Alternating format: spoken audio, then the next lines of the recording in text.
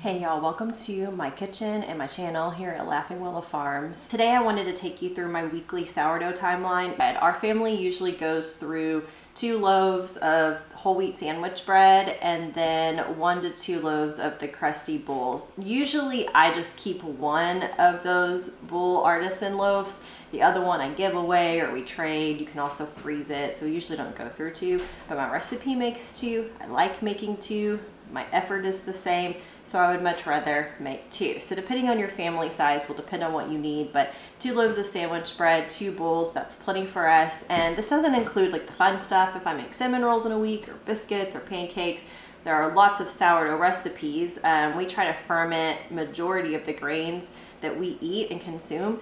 So this definitely is not all inclusive, but this is just my times table for how I set up for the weekend. So I usually bake bread on the weekends. That's when I'm home most. So I know for some people that work all week, that's definitely going to be their schedule. And I've heard that be the common frustration is, hey, I'm not home to make sourdough. So I definitely do this over a Saturday, Sunday. This works really well for me. Sometimes if I'm home on a Friday, I'll do it Friday to Saturday, but it's generally 2 days at the end of the week to set us up for the coming week. So one of the harder things for me was figuring out that times table.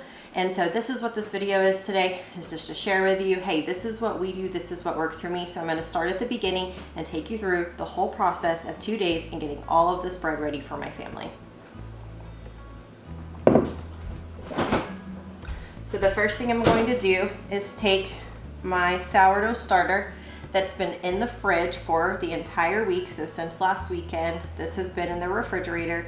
I'm gonna take it out and we're gonna go ahead and feed it. Now, some people say to let it come to room temperature before you feed it, or you can go ahead and feed it cold. Honestly, it doesn't really matter because it's going to start changing and getting fed as it warms up. So if everything's already in there ready for it to go as it warms up and to start creating your sourdough starter, you can feed it now, you can feed it later. And so what I'm gonna do is I'm gonna watch for this amount that I put in to double. Once it doubles, it's ready to go, and then that's when we know we're ready to move on to our next step. Again, I'm doing this on a day that I'm home, I'm able to watch it. So it's just a few hours usually, and you can let it go longer if you need to.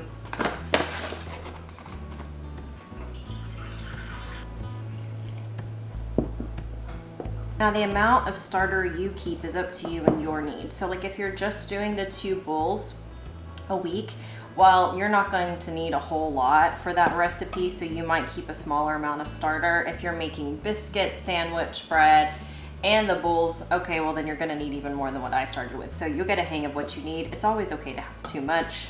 You can just discard it or make something else out of it. So this is gonna sit to get started. It's about 8 a.m. We'll give it 3 or 4 hours, take a look at it then, and move on to our next step.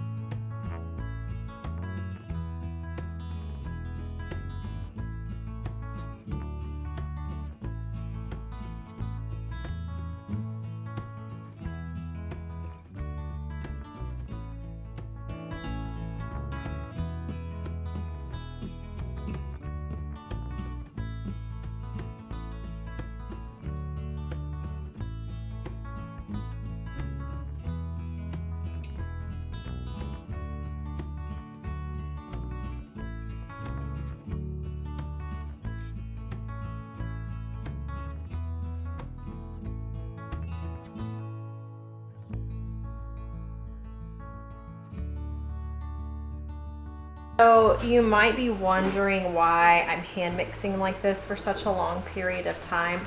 I was taught to do it this way recently, where you're really hydrating the dough and you mix together for a minimum of, she says 5 minutes. I think I go a little bit faster, so I have found I can get away with 4.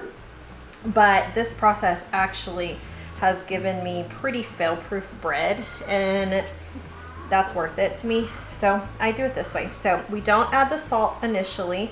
We're going to spend a full 4 minutes at least incorporating everything, and we'll let it rest for 30 minutes and then we will put the salt in. It's called autolyse. So it allows time for the dough to autolyse. It builds the gluten. And then you add your salt in, which has really just given me some really pretty loaves. So this loaf is my artisan loaf, actually the 2 loaves. I'm gonna cover it for 20 to 30 minutes and let it autolyse.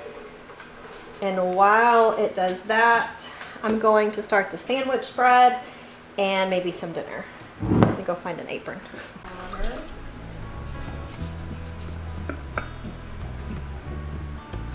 Coconut oil.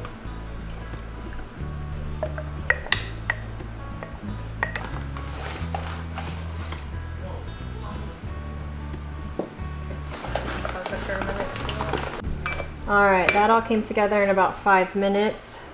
So we're gonna let this one knead for 10 minutes while I work on dinner. And about the time that this one's ready for the next step, we'll do that. And then we will move on to kneading this one for the second time.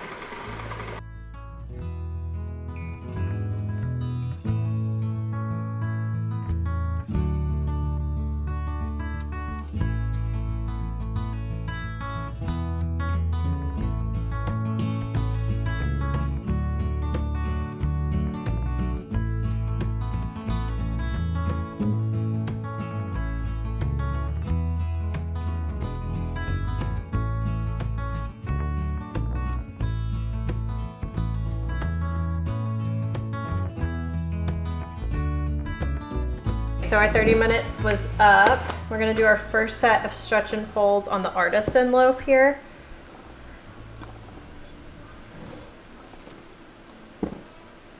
My first set of stretch and folds, I go around the bowl more than once. I just do it until I feel like the dough has come together really well, like it doesn't really want to stretch anymore. So sometimes that's going around the bowl 2 or 3 times. Yep, this feels right. One more. Okay, so this one's going to be covered. We're going to do that again in 30 minutes. This one, the sandwich loaf, we're going to go around. This is very different because this is an enriched dough, right? I've added in honey, we've added in oil, so it's going to feel different. This one doesn't stretch and fold quite as easy. It's a little bit more of a typical knead, and I'm just going to do it once. The recipe I use doesn't actually call for this, but I've learned that it does much better. So this is done until tomorrow morning. Okay, so this is my last set of stretch and folds, and then we will have a bulk rice for 3 hours.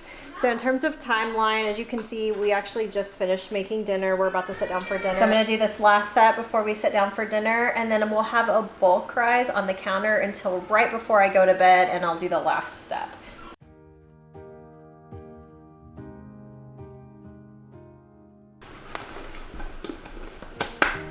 Cool. Right, it's been 3 hours for our bulk rise. And the older kids are in their rooms, so we're just relaxing. So I'm gonna do this last little step here before we can shape it. And that's just to divide the dough in 2. Now some people will weigh it out, but I'm just going to divide it in 2. You just form a little rough ball right here.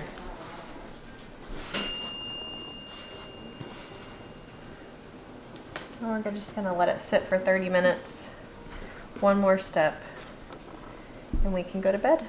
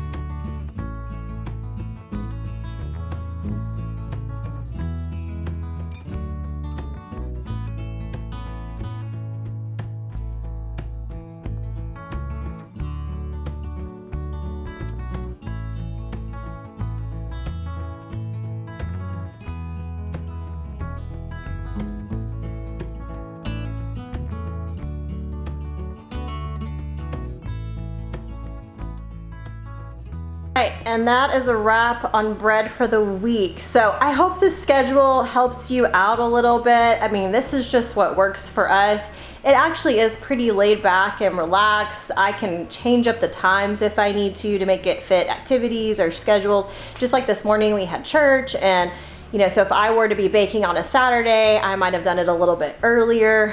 The process can be a little bit different, but this is just a basic process of what we do every weekend to set up our bread for the week. So as you can see, they're all cooling right here. These are the 2 sandwich loaves. And then this guy, we already broke into within an hour. So we went for it. Delicious and tasty. Once again, thanks for hanging out with us here at Laughing Willow Farms and hanging out in our kitchen. Until next time.